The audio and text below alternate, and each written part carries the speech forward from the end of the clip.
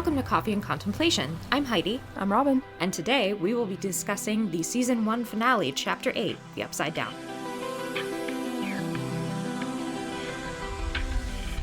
Beverages for today, I'm drinking Javalia, medium roast, and so not all that interesting, but it's a recent find. I've heard of the brand for ages, but I've never actually tried it, and it's quite delightful. I enjoy it quite a lot.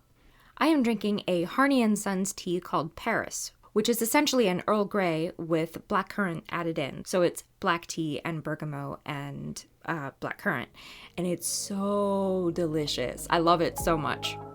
And now that we have acquired coffee, let's begin our contemplations. All right. Chapter 8, The Upside Down, final episode of Stranger Things Season 1, opens on a tranquil, starry sky. Picking up as ever where we left off, essentially, but this is a few seconds of padding, so the tilt down on the extreme wide shot of Hawkins' lab sets the scene, the location, but it also lets you catch your breath, you know, if you're binging it, and it also sets the tone if you're not, establishing place and setting really nicely. We're not in the Upside Down, and we're not in the middle of the action right away. The calm before the storm. And then we cut to Joyce yelling.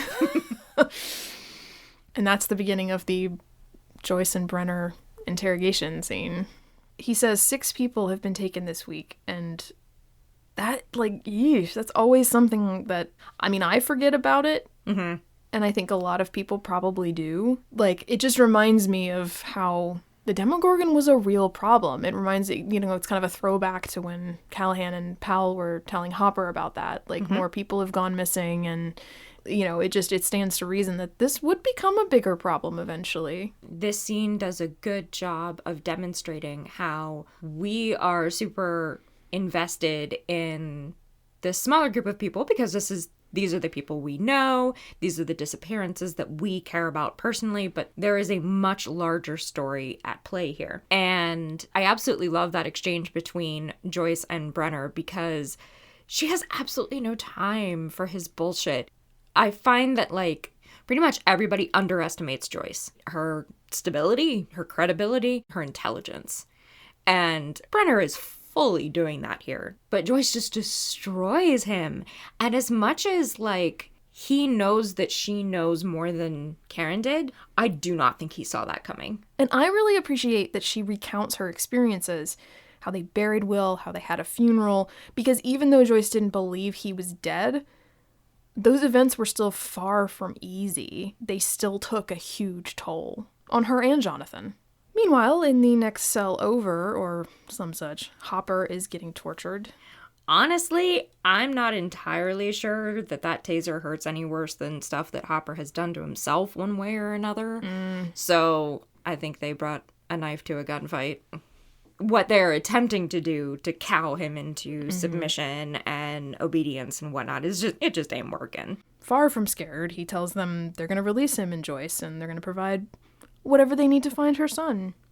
I understand that they were trying to keep everything quiet and whatnot, but, if they just hadn't drugged Hopper from the beginning, if they had just done the right thing and just been like, you want your son? He's in there. Go get him. So much chaos could have been averted.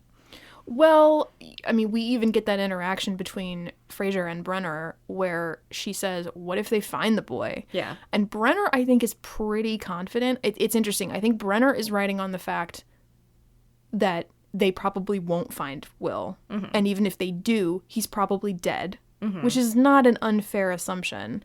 And I think that Hopper, on the other hand, is banking on the idea that Elle will be able to take care of herself, because that's essentially what happens. He essentially gives her up, which is something that I always forget. I always forget that that's how they get at. That's how he and Joyce essentially get to Will, is he gives them Elle. Yeah. What goes through Hopper's mind here? What is he thinking? Because even later in the scene when he talks to Brenner, he says, I don't want anyone to find out about this, which makes me think he's not proud of this, but he also knows Elle can probably take care of herself better than Will can at this point. That's fair. I really, really, really struggle with Hopper giving Elle up. In every rewatch I have done, I don't know, I guess I just sort of subconsciously decided that Hopper didn't actually give Elle up, and that there was some sort of master plan and master scheme, and that he was like, Bobby Fishering, like, 6 moves ahead and whatnot, or that, like, he had spoken to her. I was actively looking for justification and thinking something else was going on, and there's just nothing there. Like, he fully gave her up. Even to the point where, like, he says, like, the boys are safe. Right. Do not harm the kids. Well, that I totally get trapping Brenner into making that promise. Mm-hmm. I just wish that there had been some sort of secondary plan. Mm-hmm. And I feel like everything is really consistent with my reading of him up to this point and with my reading of him in other seasons, except the fact that he gave up Elle without a plan. And I've been through that exact same, that same road, yeah. But at the same time, every time I come to, well, he should have... Yeah. I mean, to borrow a phrase from a couple episodes ago, what is the rest of that sentence? I don't know. I don't know that there was an alternative. Because also, I mean, they were going to kill him. Mm-hmm. I don't know what they were going to do with Joyce. Probably not something great. Mm. They might have done some bad stuff to her in the same sort of vein as what they did with Terry Ives. They might have zapped her brain a couple times to, like, turn her mind to mush, so that, because I don't know that they'd kill her outright. It's a bad situation, so it's a thing of, like, I don't necessarily blame Hopper exactly. It's just a thing of, it's just a surprise. It's like, wow, yeah, he did. He gives her up. I don't know. It mostly feels just odd knowing what the relationship between those two becomes. I don't think it's as messy as some of the other stuff we've discussed, but it is a little bit, it's disappointing. Yeah, and they leaned really, really, really hard on the Sarah flashbacks to explain why Hopper is willing to go to such great lengths to save Will. Mm-hmm. But what I don't understand, how do you have this incredible drive to save Will and just be like, I'll tell you where your little science experiment is. Like, I don't think he actually means that. I think that's more for Brenner's benefit. That's true, but at the same time, I don't know that I buy it. I think I like my headcanon better that he had some sort of intricate plan. Well, I do think it's important to note that he, as far as he and Joyce know, Jonathan and Nancy are still there. And I do think that counts, because I do think that if they were there, they would have had a car. Without the teenagers there, they cannot get away. They're trapped in that school. Mm-hmm. And Hopper doesn't know that. So I don't know if that's intended in the script at all, but I mean, that's what I headcanon. My headcanon is that he relied on Jonathan and Nancy, who weren't there because they left. And that actually, speaking of that, we didn't talk about this last episode because I didn't think of it then, but it also made me wonder, or I guess reconsider the fact that, yeah, Jonathan and Nancy just leave the children there. Like, I mean, I'm all like here, like, rah, rah, like, yeah, go get the Demogorgon. But then at the same time, I'm like, but you left the kids completely unprotected. Right.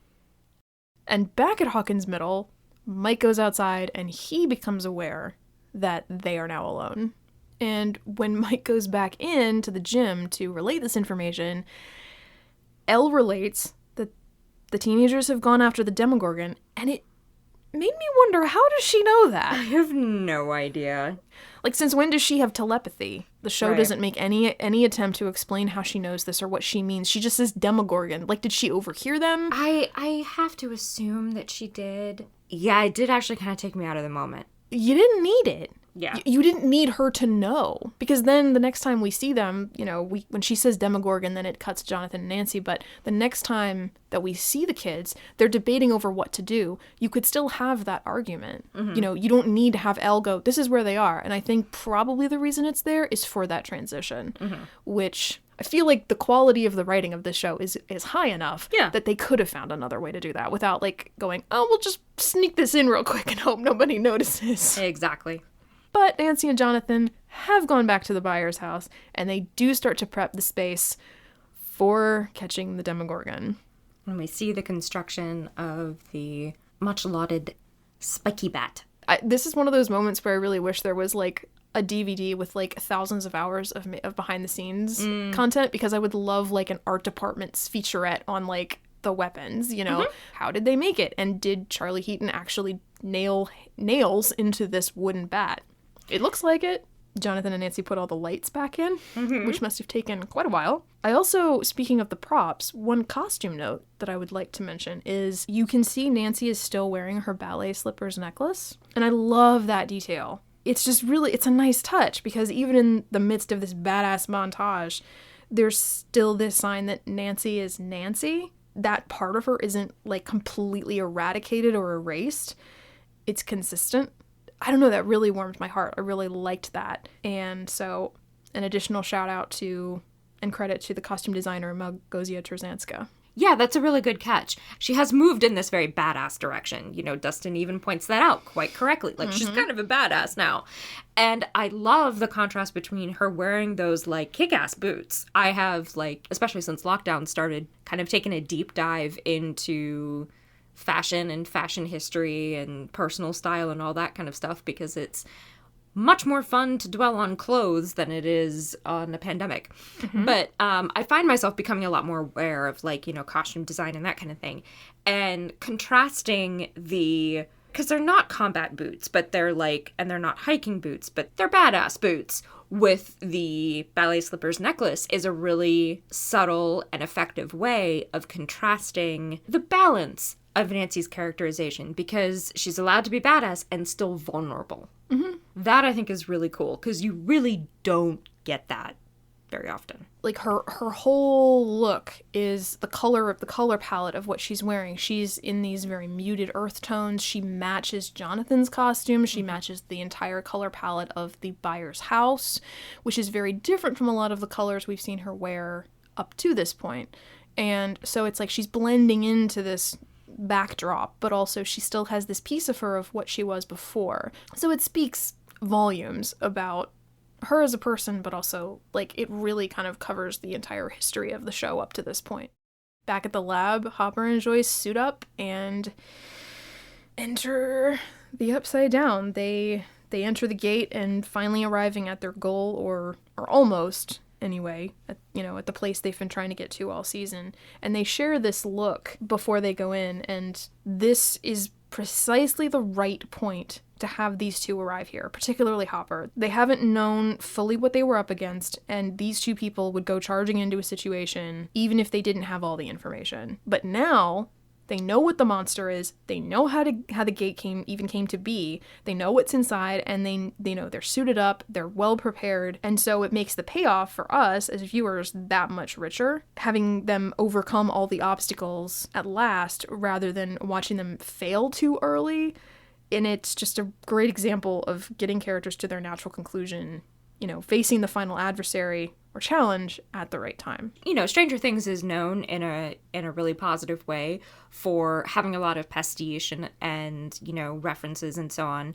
And the two that like really, really, really jump out at me in this episode are weirdly things that are not from the 80s. One is The X-Files, and the other is The Return of the King. So in this episode, Hopper and Joyce actually remind me a bit of Mulder and Scully in the X-Files movie, because they have to go into the lair of the adversary. But there are some very strong X-Files vibes happening, and I am never, ever, ever mad about it. And so, into the gate they go, and thus, the cold open is over, and we're into our title sequence. The first shot after the cold open is an upside-down angle, turning to position Hopper and Joyce upright in the frame. It's a little on the nose, but it's fitting, and it's executed beautifully. Yeah. It's not overly ostentatious, so I like it anyway. It's like a thing of, like, sometimes the obvious thing is the right thing. It gives you a second to orient yourself and say, oh, okay, we're in the upside down. Got it. And it also gives you a second to wonder, and I don't know if we actually have an answer for this, whether the upside down is actually quite literally upside, like we both share the floor, we're going up one way and then up another way, or whether the two dimensions are just on top of each other and occasionally there's a doorway through. I think probably the fandom has decided it means upside down because it's what's in all the merchandising and all the art, so. Right. Joyce's labored breathing trigger part 1 of Hopper's flashback, revealing at last what happened to Sarah. And I want to give a shout out to this actress, Elle Graham, who plays Sarah Hopper. She's dynamite. She's really good. Like, she does a lot with very little. Yeah, and she's so young. An additional shout out to Carmen Cuba, the casting director, because again, bullseye with casting the right person. That moment, I have mixed feelings actually about the flashbacks. The flashbacks as we see them are perfect. I don't think that I would actually change anything about the flashbacks themselves. For some reason, I find Hopper saying, "Troll's favorite food, princess with paprika and gravy." Like, that's so sweet and like such a dad joke. But I think that the stumbling block that I come across with the flashbacks is I think they should have been much earlier. I don't actually think that it was necessary to bury the lead quite so deep while referencing Sarah and referencing his feelings about Sarah and his guilt at not being able to save Sarah is very important to his motivation in this scene. It takes time and attention away from the immediate moment when it's not necessary. We could have known all of this about Hopper much earlier without lessening the impact of how devastating and traumatizing, just how incredibly tragic this experience was for him and how it completely like rewrote him on an atomic level. Yeah, like, so the scenes themselves are perfect. I just think they could have come earlier in this season. Funny, because I 100,000% disagree. And the reason for that is because I think this is an effect. To me, the use of flashback here is brilliant because by having them be here to me, it's actually communicating to us what Hopper's actual mindset is right now. He's been suppressing these memories. And that now when he's in this moment of like, they're literally going to find Will one way or the other, he can't quite tune it out anymore. It's right there, right at the front of his mind, and he can't get away from it. I mean, literally all of his flashbacks in this sequence are triggered by things that he sees or hears. So here it's Joyce's breathing, later it's he sees the stuffed animal on the ground, and then at the end it's finding Will, and he's seeing the thing in his mouth, and that he has to pull it out of his lungs, and there's all these direct correlations. The other thing that I like about it is that this is the moment. He's right up to it. And it creates this just absolutely beautiful parallel, three-way parallel between the three sets of parents in this story. Joyce, Hopper, and Karen. And so to me, having it all be just stacked right on top of each other, it's just, to me, the season finale was the perfect place for it. Like just conceptually, like we've known all along, but to me, having it finally like just spill over, it's exactly the opposite of those cutaways that we got back at the Ives home, where it's like those flashes are unmotivated. These feel completely motivated, and I love the way they're used here. What is happening to Hopper is that he is being triggered because, as you point out, it's things that he's seeing and things that he's hearing, and he is pushing himself headlong into this situation because he's desperate for a different ending this time. And not to get too personal, but I think maybe what kind of strikes the wrong note for me with these scenes is that you see good things in this moment when he's getting triggered, whereas my own experience with being around something that I find very triggering, it goes immediately to the bad traumatic memory and it just stays there and just dwells on it. So we know what happened to Sarah come earlier in the season, and then in these moments, like when you see Will and when he's remembering Sarah with the breathing tube, I would have got like a lot more aggressive and traumatic with that footage, like zoomed in on Sarah's face and made the beeping really loud and like just made the memories or like his experience of the memories more violent. And I guess, again, that just might be where we're different, because I think, to me, that's not my experience. The way that they portray Hopper going through the whole gamut of the whole experience and her whole battle with whatever, I'm guessing cancer, but whatever disease or condition that she had, feels very authentic to how it's been for me. So, but again, everyone's experiences are different. Yeah. So back at the Byers, Nancy and Jonathan cut their hands to draw the Demogorgon with their blood. And that's then we swing back over to the school where the kids debate what to do. Again, I got to admit that them debating whether or not to follow the chief's plan is very much repeated in season 2. You know, Mike is antsy, and in both cases, he's right. Although the others are right too, in that moving is dangerous since they're still, quote, fugitives, and Elle's powers are limited because she's wiped out. The casual manner in which Mike says, Elle can find them, like it's NBD. This makes me wonder if it's another reason he's so adamant about not taking her powers for granted in season 3 specifically, because they took her powers for granted here, and even though Mike didn't ask her to use those powers, it's by her using them later that they lose her. The trauma of that may have lingered and created a real fear around the idea of her working too hard when she's too tired, even just risking her risking her life and sacrificing herself for others. And again, granted, that's her choice, but this line in particular and the way in which he delivers it may reveal that he himself didn't take it seriously enough. In his mind, anyway. Like, even if you could contextually say, no, Mike absolutely took her power seriously, blah, blah, blah, maybe he didn't, or he doesn't think that he did. So that may explain where some of that, like, manic, argumentative stuff comes from in season 3. With Matt, against Max specifically. So despite that casual manner, though, Lucas and Dustin insist that they're safest where they are, and they wander off. It's not just Dustin, it's Lucas too, wander off in search of chocolate pudding. And I also really like that he realized that Elle was going to need food. Not the first time that he has been the one to bring up food when nobody else is even thinking about it. But it must be said in his defense that, with Elle's battery being super, super low, a shot of that, like, sugary stuff would probably be really useful for her.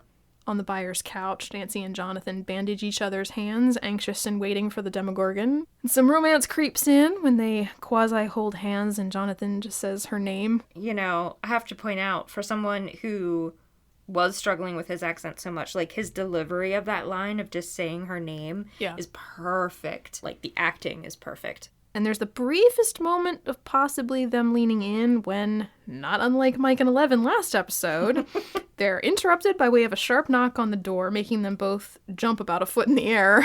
And I'm pretty sure I did too. The first time I watched it, like... I mean, Nancy's sitting there going like, oh my God! And Jonathan's like, dude, it's the wind. I also like the way that the shot starts wide and does that, like, really sharp dolly in. It emphasizes that sense of sudden surprise and anxiety, like a visual representation of a gasp. And so kudos not just to Tim Ives, the DP, but also to Bob Gorlick, the camera A operator, and Jeff Crumley, SOC, camera B operator, because I don't know which of them is responsible for shooting the scene, so they both get a shout out. And SOC, by the way, is the Society of Camera Operators, which was actually something I did not know until I looked this up. So, yeah, we're in the middle of this moment, and then bang, we're cut off from it. And because Steve himself has come to apologize, and he's surprised to find Nancy there, but doesn't... But takes it in stride. Yeah, doesn't make a thing of it. We know that she's like, the monster's coming, leave. Yeah, you can't be here right now. But even then, Steve says, I'm not here to start anything, insists on saying that he messed up. And my God, the acting here. Normally, I kind of let you take lead on the voicing our appreciation of the actors and their performances, but damn, these two are good here. Not only is Kiri's performance so believable, but so is Natalia Dyer's. I love watching him wrestle with those words, meaning them, knowing that it's right, but also the humiliation and the sting of being wrong and sitting in that. The look on her face after he says, I messed up and I want to make things right. It's very sweet and very heartbreaking because she clearly still cares about him, everything else notwithstanding. And I don't think that I picked up on that until this rewatch. It's so good. Steve cuts himself off, though, while pleading for her to hear him out, when he sees that her hand is bandaged and says, what happened to your hand? Yeah, he defaults to concern. He does, and he defaults to caring about her. It is a little bit tricky. Someone who actually cares about Nancy and Nancy's well-being would not have behaved toward her the way that he did. And I think that as of right then, I don't know for sure, but it would be reasonable to assume that he still thinks that she cheated on him with Jonathan. And then he goes to try to make peace with Jonathan, and she's the one who opens the door. I think that a more volatile or less worthy character, would flip immediately from wanting to apologize and wanting to make things right to feeling vindicated and becoming that much nastier. This is one of those moments that I look back on with a lot of amusement because the first time watching this, I didn't pay much attention, pretty much any attention to the details in the sequence. I think my reaction was sort of like Nancy's, but without any compassion. Like, oh, why are you here? Mm-hmm. Can you just go away, please? But then when I watched it the second time, I was really brought up short by this moment because the sincerity and warmth in his voice when he asks that question, what happened to your hand, really jumped out at me. And I did not want to give him that point, but I had to.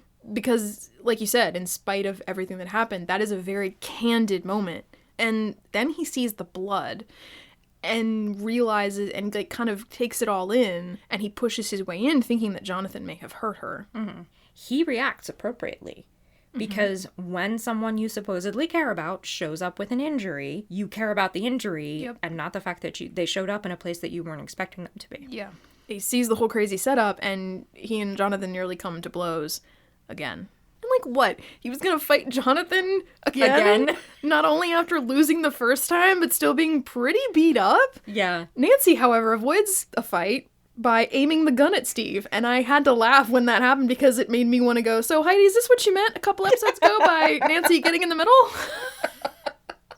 What, I love that. And maybe she learned from that alley fight not to just stand there. She's like, enough of this shit. We're not doing this again. Yeah. And I notice he reacts a lot more violently to Jonathan picking up the bat than he does to her waving an actual factual gun in his face. But the exchange between Jonathan and Steve is totally different. You know, Jonathan saying, I'm not asking, you need to leave. But even then, it still doesn't have the combativeness and the hostility and hatred that any of their verbal exchanges or physical altercation in the alley had. I also think that Steve sees immediately that Jonathan's hand is bandaged as well. He sees that, like, some weird shit is happening. Yeah. And I think it's a little bit to Steve's credit that as little as he thought of Jonathan even, you know, a few episodes ago, when he rocks up in the house, he's like, I mean, he has a what the hell moment, but it's a concern what the hell moment, not a you live in a dump. They're both actually in earnest this time, and actually are both right. They both have absolute, complete grounds to be saying and feeling and thinking exactly what they're thinking. Mm-hmm. That doesn't exactly go away when he gets inside. It's just like, wait. And I don't think that Jonathan has any, you know, he has no problem with Steve being concerned about Nancy's welfare. Mm-hmm. I mean, Jonathan himself is pretty invested in Nancy's welfare. The tone from all three of them is desperation. Everything, like, just blitzes by to the point where then they're in the middle of this sort of standoff, and then that's when the lights start to flicker, the Demogorgon arrives and bursts through the ceiling, and the whole time Steve's like, where is what? Like, what's happening? Yeah. And they're like, where is it? You know, and when it appears, if they rush into Will's room, Steve's yelling in complete confusion, and who can blame him, really? Yeah. They yell at him to shut up, and he does. Mm-hmm. Even then, they listen and they wait inside the bedroom until it vanishes, and the trap is left unsprung. I laugh, but not at Steve's expense, every single time when he's just going like, oh my god, oh my god, oh my god. And then he like leapfrogs, you know, over the bear trap and is like, oh my god. There's actually a really kind of cute parallel between him going, oh my god, and Dustin going, oh my god, oh my god, oh my god, during the van chase last episode, because that's what Dustin does. And knowing how much they bond next season, I kind of love that. The way that Jonathan and Nancy are just like already, regardless of, you know, what else we think about their developing relationship, like how well they work together as a team. They're seamless. They're like Vulcan mind melded, it almost seems like. Mm-hmm. And the moment when they're waiting for the Demogorgon in Will's bedroom, Nancy says, do you hear anything? He says no. Clicks, the lighter closed. In that moment, especially, the sound design is really great, and it just has this like finality. I certainly was feeling the effects of it as an audience member, but I did not pick up on how brilliant it was until you pointed it out. Like, why I think that's so cool is because it's conveying to the audience, like, no, the danger has passed. Right. When he flips the thing closed and says no, what the sound design is telling us is that you can believe him. Mm-hmm. If it turned out he was wrong, then it would be lulling us into a false sense of security. But it's making you as the viewer feel safe. And so it's another one of those like non-verbal storytelling techniques, and it's really good. The sound design in this whole episode is fantastic. And I really like, too, that when Nancy and Jonathan turn to Steve and say, shut up, it doesn't feel cruel. It feels pragmatic. And it doesn't feel like it's there for comedic effect. Steve knows how to be on a team. Mm-hmm. He knows how to be a team player. And I think this is, like, probably the first moment if he's like, okay, I'm now part of this. I need to follow their guidance. And right. That's really nicely set up. Despite some peaks and valleys in this mini arc that they have in this episode, I actually think that, like, it's pretty remarkable how well this trio come together. Because I think that would be a hard sell on paper to believably be a team. And they succeed. Back in the Upside Down, Joyce and Hopper press on and find the empty hatched egg, followed by the remains of Castle Byers, but no sign of Will. What the hell was that? The egg? I think that may have been one of those things of it's an homage for homage's sake. Yeah, because it's very alien. Yeah, and it's one of 2 massive alien references in this episode. So if there's anyone listening who does have a theory or even conclusive evidence of what the egg is supposed to be for, if that pertains to the Mind Flayer or the Demodogs, but neither of them seem to come from an egg. So a stuffed animal on the ground prompts more flashbacks of Hopper and Sarah in the hospital, first in her room, then Hopper alone crying in the stairwell. I do think it's like a really, really beautiful flashback. I love Harper's acting. Him holding Sarah's hand and his wife's hand and, like, you know, all 3 of them, and his wife getting emotional and trying to hide it, and of Sarah just being a kid in that moment, just like enjoying this story, and of Hopper creating the veneer of strength, and then like Harper's physical acting curling in on himself, and when he turns his face to the wall while he's crying because he is so desperate not to show vulnerability. It's heartbreaking showing Hopper's vulnerability without undercutting his agency or his dignity. Hopper would have felt differently if he knew other people could see him in that moment. But we know better. We cut from there back to the teenagers who, it seems, are in fact all alone. And in the silence, Steve starts to lose it, and Nancy tells him once again to leave. It was actually kind of cool. I said how that moment does feel a little cruel, and you observed that it's possible that, you know, even though she says when he first shows up, I don't care about any of that other stuff, that, yeah, she might.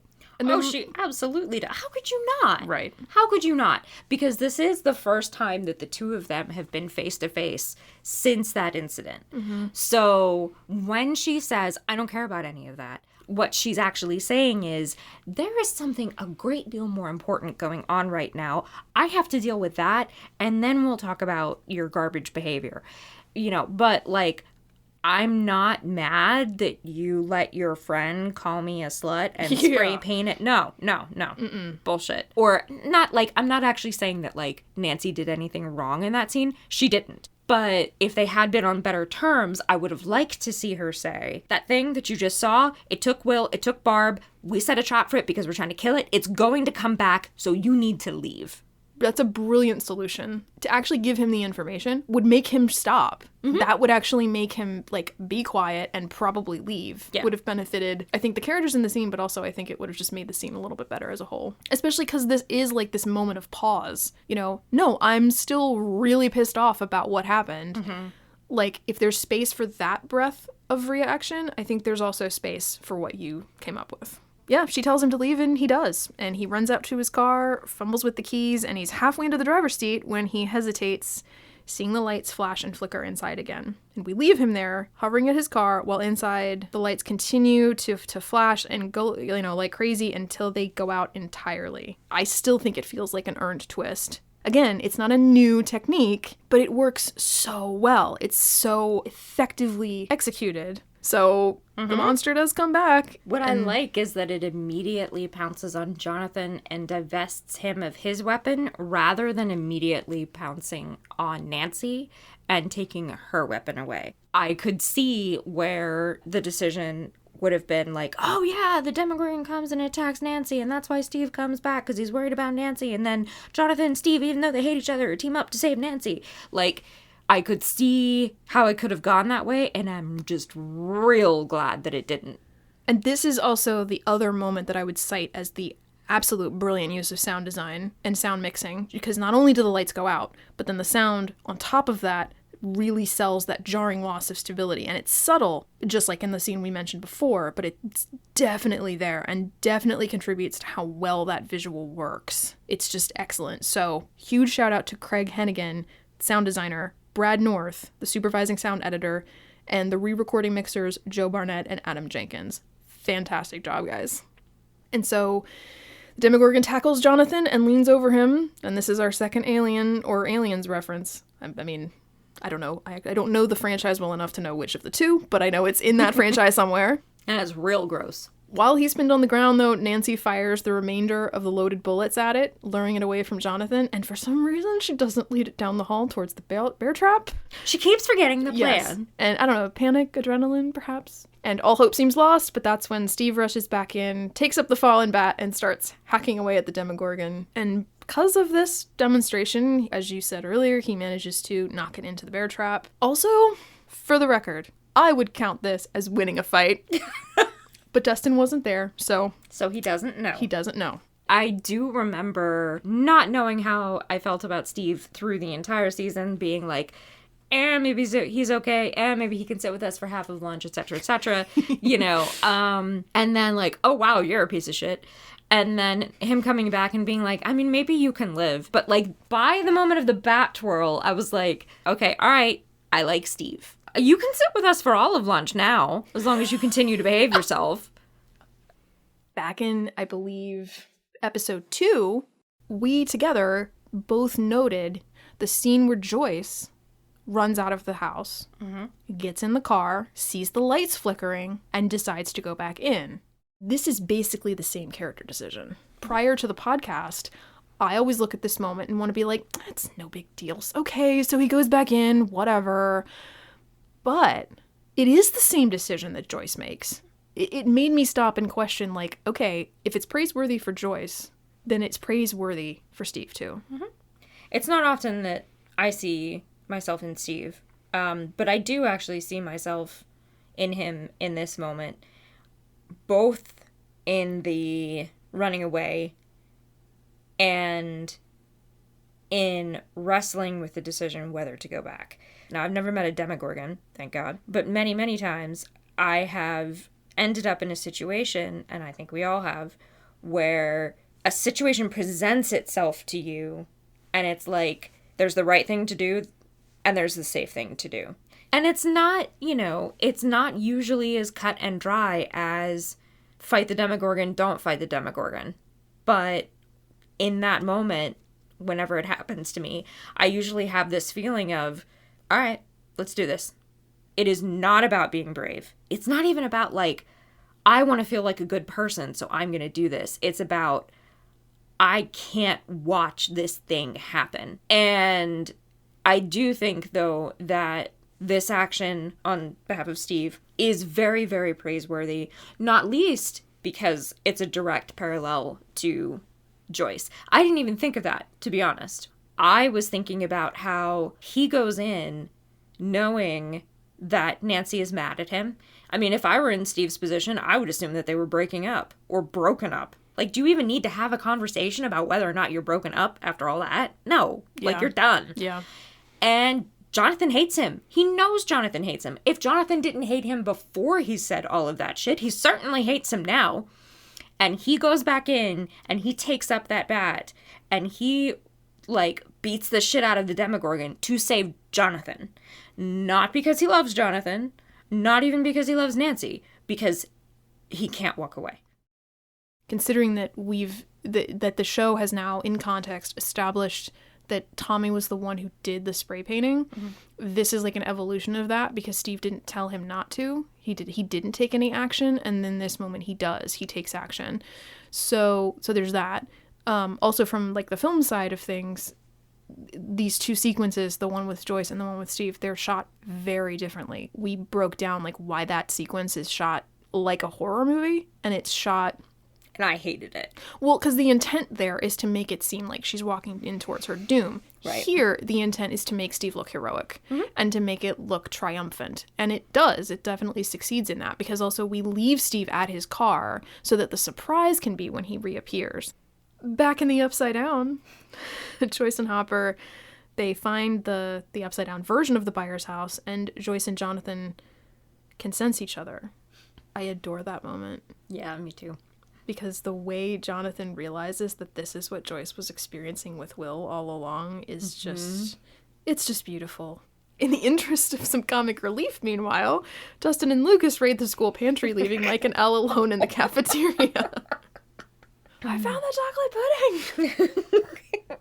Mike talks about when all this is over, with Elle getting her a bed and his parents taking care of her, but not like they'd be brother and sister. No. And he asks her to go to the snowball and struggles over whether or not to tell her that he likes her, and they kiss at last. Before we can really sit in that little romantic moment, however, the lab goons arrive and swarm the gym, and Dustin reminds them, Lando. Yeah, I know there has been a great deal of discussion about, Lando Calrissian and his decisions to work with Vader, and why not only is it understandable, like, nobody really has any place to judge Lando. I think most of us in Lando's position would either have done the same thing or would have been very, very sorely tempted to do the same thing. What's interesting is that I kind of go back and forth about Hopper as Lando. I do understand why he did what he did. I don't condemn him for doing it, but I don't think that it's the same. I think that Lando had a great deal more justification than Hopper did. I don't know. I don't know that I agree with that, because as I mentioned earlier in the episode, I think it's a question of, even with Hopper, it's like, what's the alternative? So I think that if we were doing a thematic reading of each episode, a la Harry Potter and the Sacred Text, I would think that a theme to be considered for this episode would be desperation, because I think that a lot of the characters exhibit desperation for themselves, for others, and that both leads to good and bad outcomes. I think the kids have every reason to feel betrayed, but yeah, it's an apt comparison. And after giving chase, Elle uses her powers, despite a low battery, to kill their attackers, which drains her and knocks her out cold.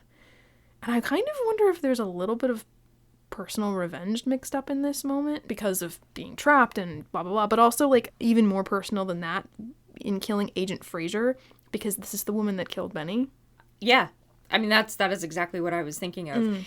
Anytime Elle stands in front of her friends, I get, like, 5 years added on to the end of my lifespan. Because I love that, the acting and the way she projects that power so much. When the boys try to revive Elle, Brenner swoops in, and the kids stand up to him as best they can, but the goons grab them anyway, because they are but children. Yeah, that sequence actually makes me get misty-eyed, because those kids have no authority. They have no physical might to compare to these agents that are armed to the teeth and so on. But the fact that they, like, shout at them and say that, like, you'll have to kill us if you want to get to Elle, and they mean it, it's incredibly moving. And Elle wakes up, resisting even as Brenner coos at her, promising her a bunch of crap about safety and going home. But we know it's all lies. And so does Elle, apparently, because she just repeats bad over and over again and calls out for Mike. And because of largely of what you just said, is it kind of wrong to feel a little bad for Lucas and Dustin in that moment? She only calls for Mike. Like, I get that they can't have her be like, Mike, Dustin, Lucas, yeah. She could have just said friends. Yeah. She's groggy. She doesn't really know, Yeah. The only kind of quibble that I have about Elle's quote-unquote last scene is that when she turns around, she says, goodbye, Mike. I wish that she had said friends. Oh, the blood draws the Demogorgon, though, which the goons fight off while the boys scoop up Elle and run. Unsuccessfully. They make themselves great targets, though. Yeah. Yeah. And dude, if Joyce and Hopper had met the Demogorgon, I'm not sure it would end well for anyone, because Hopper's got a respectable firearm, but so do all these other assholes. This thing gets hit with machine guns. Yeah. Over and over and over and over and over. And it just does not even slow it down. Why? Especially when in season 2, the Demodogs get taken down by guns quite easily. Mm-hmm.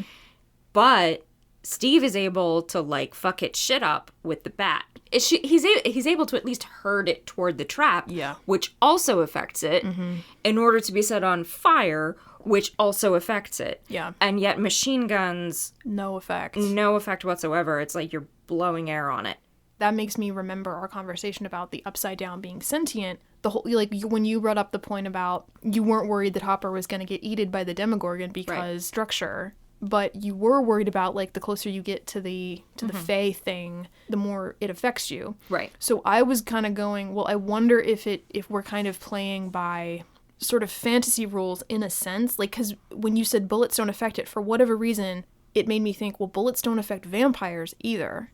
And the whole silver bullet thing is the only thing that can take a werewolf down. So it just suddenly made me wonder if that's kind of a thing. Because even then, that made me think of the Nazgul, which the fire hurts it. Because the water hurts it, but even then. Well, because it's not even so much about hurting it. It's more that the cloaks are the thing that keep them corporeal, keep them solid. And flame and water make them fall apart. Mm-hmm. So then they can't continue to antagonize. Mm-hmm. So I wonder if maybe that's kind of at play. And then, because I even said to you off mic, I said, you know, maybe I was just kind of wildly speculating, still from a more doubtful place, but I do kind of wonder if this actually may have been their intention.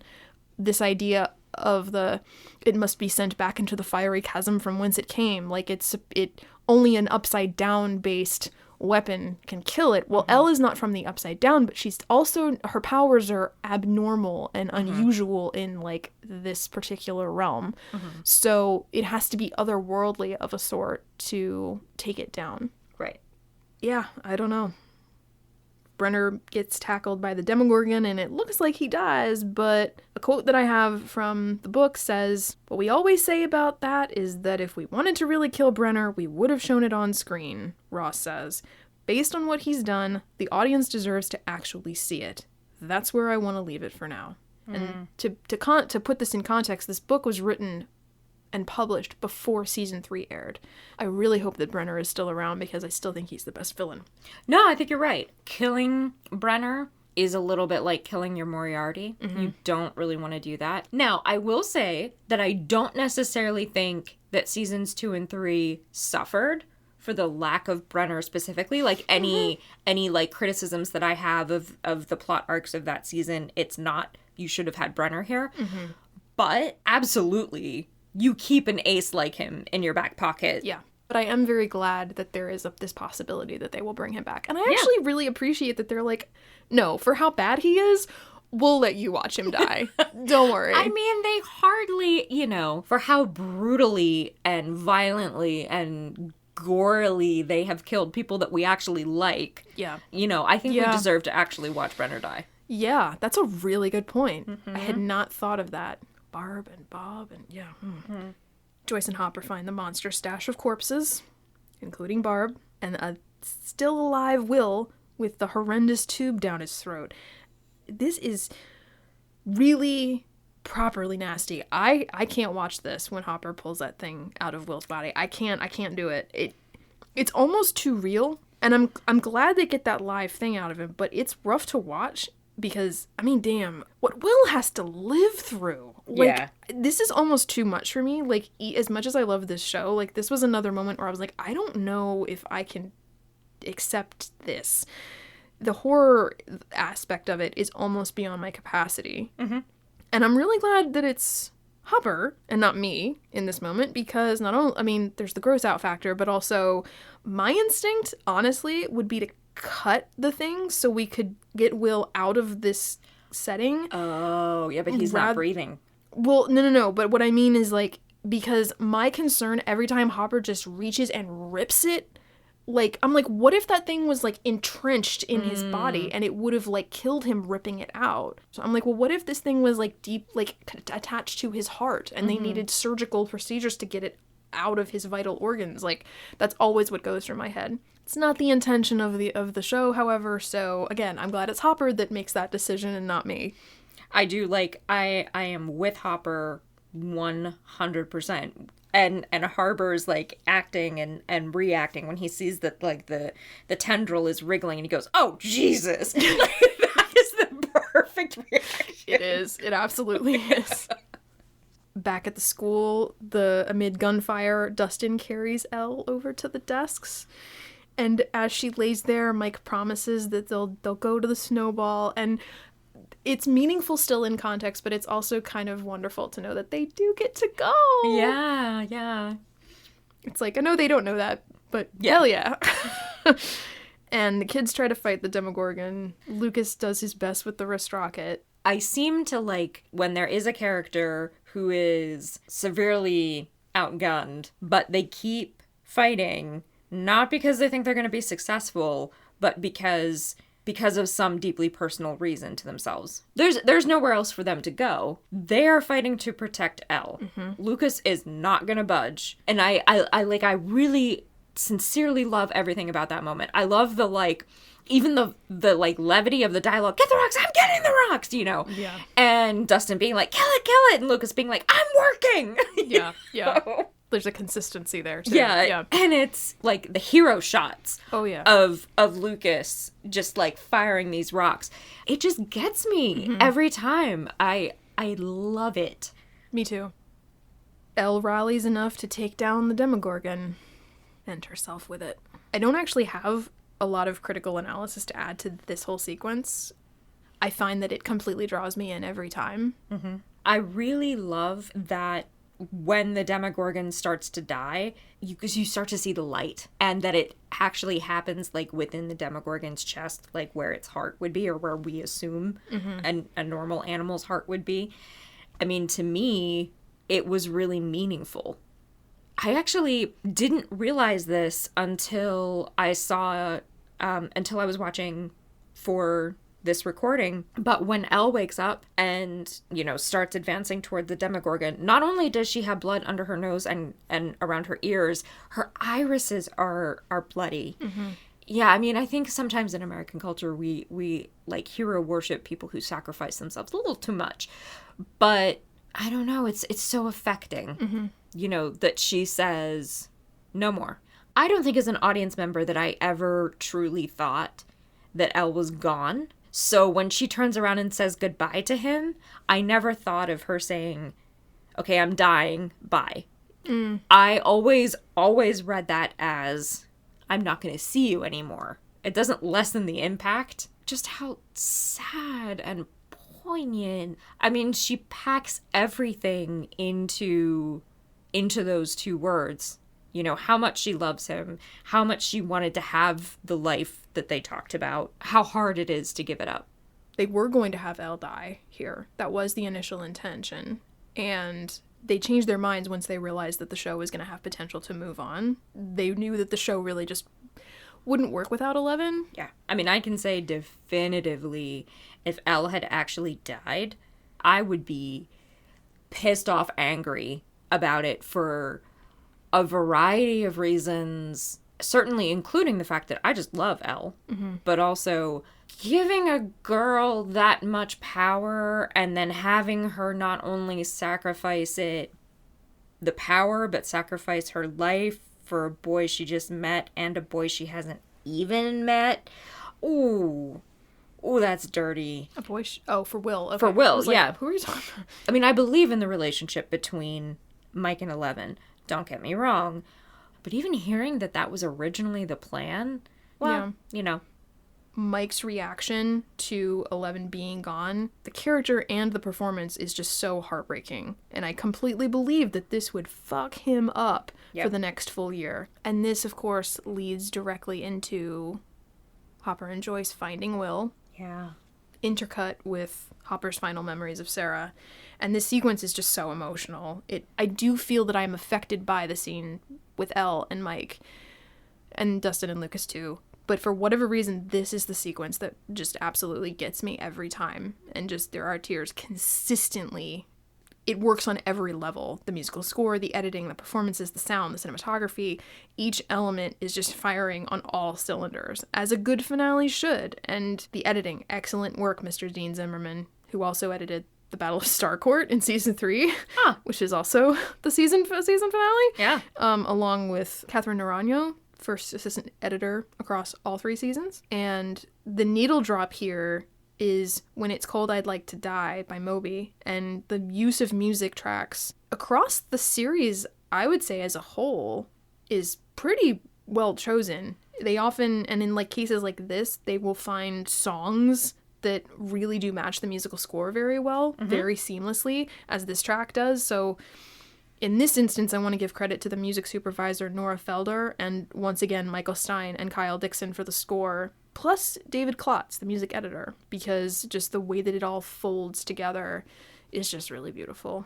If you had said to me, okay, like, we're finally going to find Will, and they're going to perform CPR because he's not breathing, and you're not sure if he's going to make it, but then he, like, sits up and coughs, and then, like, they're getting the oxygen mask for him, and we're going to play the song When It's Cold I'd Like to Die, I would be like, you're fired.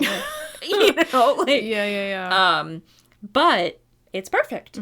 It's absolutely perfect. The soundscape, as it were, in this show is consistently on point. It's really, really seamless across all 3 seasons. Karen and Ted Wheeler arrive at Hawkins Middle, and a frightened Karen embraces Mike while Ted talks to the paramedic. And this, I couldn't help but marvel at the amazing parallels between the 3 sets of parents, between Hopper, Joyce, and Karen, all expressing different concerns for their own children on different levels, but all 3 experiences are entirely reasonable, and their differences relate to their specific ordeals. Hopper, who lost his daughter, Joyce, who's getting her son back after the possibility of losing him, but he has a long recovery ahead of him, and Karen, whose son was never lost, but who could have been. He's okay at the end, but he is now emotionally wounded and racked with grief. And the parents' shared experience is relief. Hopper doesn't get his daughter back, but he does save Will. And Karen is relieved that her son is safe, while Joyce finally has her son back after a whole season's worth of fear.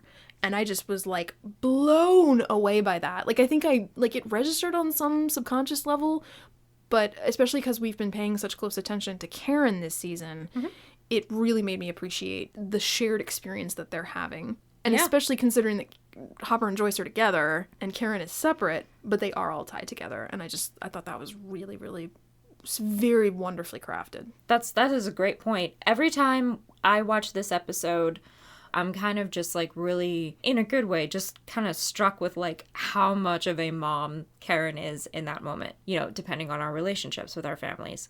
But I think we all kind of look back sometimes and have that, like, I want my mommy kind of moment. And she's bringing that to Mike, as much as he is traumatized and grief-stricken, and as much as that is completely the appropriate response. This is going to be one of those moments where he's really going to benefit from having his mom. Really made me miss my mom in that moment, I'm not gonna lie. Yeah. And yeah, I think Karen is a character that is going to... I think a lot of people don't pay attention to her until the 2nd season. And I think that that's a character that's going to continue to garner more and more praise as the show ages. And we fade out and then back in as Will wakes up in the hospital. And he asks if Jonathan is okay when he sees his bandaged hand, which made me think of your point from a couple episodes ago when Jonathan is in the police station and he asks Nancy if she's okay. So I'm like, well, brothers. Runs in the family. They are very loving. Yeah. And the entire cast is in the waiting room. Even Steve and Ted. It's cute. The whole gang. And Jonathan comes out to signal the boys that they can come in and see Will, and the boys rush the bed. And I love that Dustin remembers to tell him that Jennifer Hayes cried at his funeral, because he said, like, just wait till we tell this to Will. And then he does. He remembers. It was just a really nice attention to detail. I liked that a lot. Yeah. So, you know, you've got Will looking very, like, you know, pale and damsel and distressy, you know, on the bed. And then the 3 buddies come in, and in this very somber, very serious moment, and they're just like, oh my God, Troy peed himself, and Jennifer Hayes is crying at your funeral. And I said out loud, oh, holy shit, they're the Hobbits. And it actually reminds me so much of both the scene in Fellowship of the Ring and Return of the King. Yeah. When, Frodo is laid up for very obvious reasons, and then, his other Hobbit buddies, first Sam, then the others come in and they're like, hey, Frodo! And how it's just this, like, really sweet, heartwarming moment. I just think it's adorable. I mean, I think it's a really fair assessment, because the fact is, like, Lucas and Dustin have a very Merry Pippin-esque relationship, and I would say that Will is kind of our Frodo in that moment, so I buy it. They tell Will all about Eleven, and I wonder, too, if this stuff was scripted necessarily, or if they were just kind of directed to improv through it.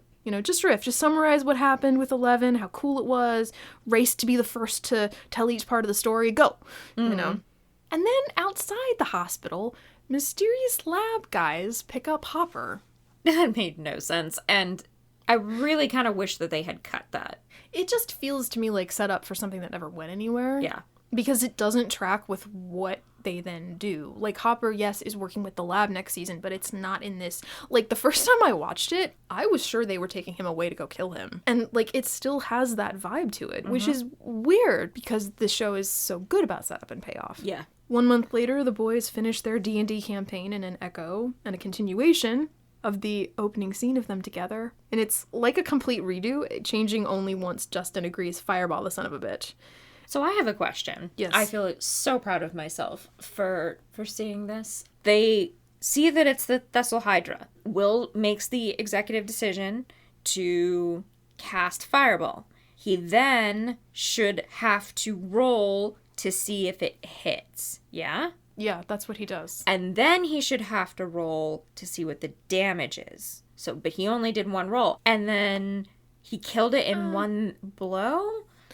Well, my guess is that because Mike is wanting to wrap the campaign up, that's probably why they went with that. But yes, so no, I wondered that too. There's the roll to hit it, the roll, and then the roll for damage. So, but all of this is speculative because I only know D&D 5e. I'll shout out to any D&D listeners who know way more about Dungeons and Dragons than I do. How does this hold up to you? Because I like I said, I'm still very new to D&D. But I think, like I said, I think it's mostly in the interest of Mike wants to wrap the campaign now. Yeah. We have our very meta moment of, that's not it, is it? And Jonathan comes to pick up Will, and as they leave, Dustin and Lucas wrestle which leaves Mike to glance over at the empty fort, which must have been reset up. Yeah, because Mike knocked it down in episode 6. And it's a lovely metaphor, though, for how Mike's response is going to be more distinct than the others. Not to say that the others won't feel the loss of Elle, but I think it's fair to say that the connection between she and Mike did run a little deeper. Yeah. As we discussed. Yeah. As the buyers leave, Karen tells them to say hello to their mom. And Nancy catches Jonathan on his way out as well and gives him the gift, which is the camera. And just as another observation, she's still wearing the ballet shoes necklace here. Mm-hmm. In hindsight, yeah, these two are so into each other. Yeah. I can't even believe I didn't see it at first. I'm not that I was against it again, but it was just like, maybe. I'm not trying to sink the ship necessarily, but I certainly wasn't on board just yet. I was stunned, however, initially. Then she turns around and she's still with Steve. I couldn't believe it. That floored me. Yeah. I might have wanted to set fire to that vessel. But now, like, joking aside, this does make sense to me that they would resolve what happened. I feel like they would have talked and worked it out, a month later. Yeah, it totally makes sense. But at the same time, Nancy looks noticeably uncertain after she curls up next to Steve, while he looks very happy and content, and genuinely so. I don't mean that to be contrite or like, nah, sucker, No, like, not at all. Yeah, it's very sweet, especially from the post-season 3 perspective. He knows she gave Jonathan the camera, and isn't even the slightest bit suspicious or shitty about it, to the point where he remains oblivious to her sort of uncertainty in that moment. At the police station, Hopper packs up some of the Christmas party potluck food and then bounces, albeit after a sweet little moment with Flo. And this is a really random detail too, but I actually recognize that olive green container that he has. Oh, same. Like, my mom has the larger one of it to this day. We used to use it my whole life growing up for leftover spaghetti. That's like what that dish was for. My mom has like an entire set. Oh, really? Of that, but it's in this like, it's a really nice like neutral cream tan kind of color. Yeah. And like, dude, that 80s Tupperware hits different. Like, it's actually high quality. Yep. Oh, man. And Hopper drives out to the woods and places said container in a box, along with some Eggos. I don't know where they shot this bit by the road or when, but it looks like real snow and ice to me. Yeah. You know, on the ground, anyway. In the woods, debatable. That might be a set. But brief shout out to Tony Holley and Sean Crane, locations manager and location scout respectively. Because in general, the locations in this series are phenomenal. Because really, I mean, Hawkins, Indiana feels like absolutely a real place. And Christmas with the Byers. Yeah. With runny potatoes.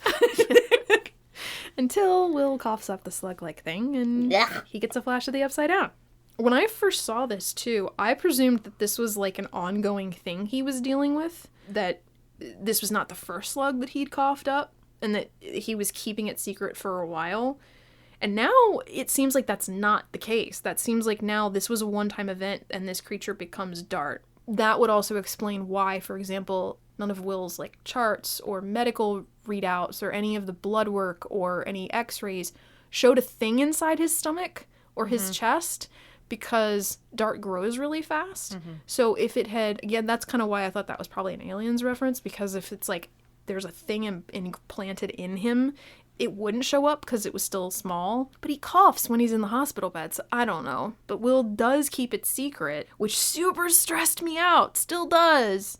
And largely because I know that feeling really well of like wanting to hide something you're struggling with from your loved ones, but this is next level. Seriously though, this poor child. Like, can Will not be the center point of the conflict in season 4? Can we really, like, truly give this child a break? Like, almost to the point where, like, if Will wasn't in the 4th season because he's, like, away somewhere, like, as much as I would hate to not see him and not see Noah Schnapp. He can Skype in. It's fine. They had Skype in 1986. Absolutely. Absolutely. Well, they've got Dustin making, like, radio transmitters and stuff, you know, come on. It does seem to me, though, that they, in this final scene, that zoom or that dolly shot out of the Byers' kitchen, underscored by the main theme, it really does feel that they've set up a deliberate to be continued feel. The score has a naturally daunting tone anyway, and the shot trucking backwards slowly out the window, it just really gives me a vibe of, and this is where we leave our heroes until next time. Stay tuned. Like, it has,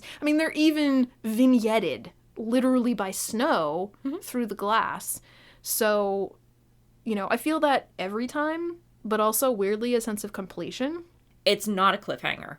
You do have, there are many, many, many points for possible continuation, but it's not being shitty by ending on a cliffhanger and trying to almost like force the issue of a second season. Like, if it did just end at one season, literally to just ignore the slug and just assume that everything else worked out and that Elle was able to come back and that Hopper did somehow plan something, and that's why he's putting the food out there, because he knows where she's in hiding, which turns out to be the case. And, you know, it would be very easy to just accept season 1 as a complete story.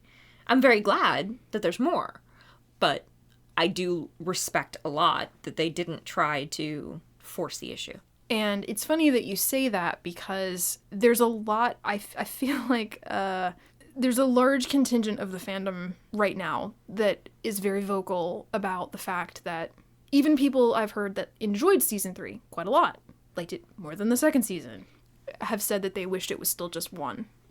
And everyone's entitled to their own opinion. Right. I'm not even saying, like, you're wrong, but I personally would have been very unsatisfied if they'd left it here. Not like they did a bad job with the conclusion, but I feel like I would have been, I don't know, I very much like the 3 boys. I wanted to know what happened to the Lost Knight and the Proud Princess. Like, I would, you know, the thing that I like to remind people is that if we'd ended here, it means we wouldn't have gone on to get Max, Bob, Dad Steve, Erica, Murray, Nancy and Jonathan getting together, to say nothing of Eleven's return. Right.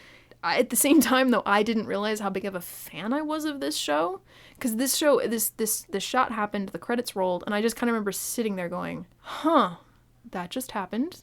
I can see why this show is really popular. I don't feel that I've wasted my time. Yeah. The moment I knew I was a fan, when I knew I was like, oh no, this show has me, was when the Comic-Con, the San Diego Comic-Con trailer dropped. the one that's a thriller. And I realized that my reaction to that trailer, first of all, that is an amazing trailer. All of the trailers for this show have been phenomenal. But at the same time, I was so emotionally invested, like, right away. The fact that it had me just so, like, instinctively, I like these characters. I can't wait to see them again. I really do want to know what the next chapter is, literally. Yeah, give me more. I'm really glad that we go back to Hawkins after this. Yeah. Because I do think that season 2 is better than people tend to give it credit for. Yeah, it's so, like, it bums me out to hear you tell me of other, you know, reviews that you have heard about season 2, because my experience with season 2, both myself and, like, having talked about it with other people, has always been really positive. But my kind of relationship to the show really hasn't been one of engaging too much in the fandom or with critical analysis. I just really like it, and I like talking about it, and I know you do too.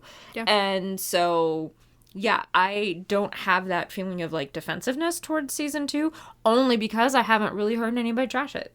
Yeah. But yeah, that's the whole first season. I love this show. Yeah. In spite of everything, I still love the show a whole lot. And with that said, this concludes our contemplations on Chapter 8, The Upside Down. Thank you for listening. If you've got comments or questions or thoughts, join the conversation. You can follow us on Instagram and Tumblr at Coffee and Contemplation Pod on both. And if you've been enjoying this podcast, please consider leaving us a review. Coffee and Contemplation is available on Spotify, Apple and Google Podcasts, Stitcher, wherever podcasts are available. Thanks again for listening. We'll see you next time. Over and out.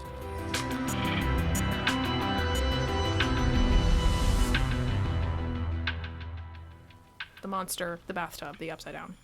I'm going to list those again because we stumbled through that. The one with one with Elle. The one with Troy. But I'm like, it's bigger, and it's very mustache twisty. They're really non-specific. But yeah, let's leave season 3 for threes and C. Let's. Yeah. but I am very glad that there.